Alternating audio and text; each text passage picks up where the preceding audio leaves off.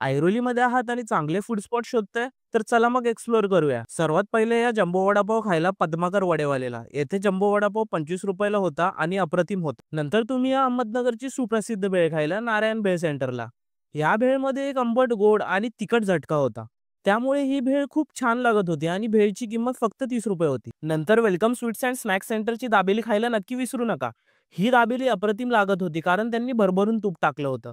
जर तुम्हाला पोटभर काय खायचं असेल तर तुम्ही या झंकर स्नॅक्स सेंटरला।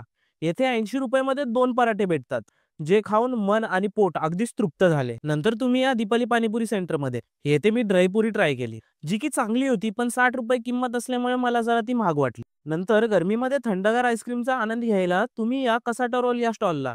हे अगदीच ऐरोली स्टेशनच्या समोर आहे आणि थंडगार आईस्क्रीम खाऊन तर पूर्ण थकवाच गेला। पूर्ण व्हिडिओ युट्यूब चॅनलवर टाकला आहे, तर नक्की फॉलो आणि सबस्क्राईब करा। Okay bye.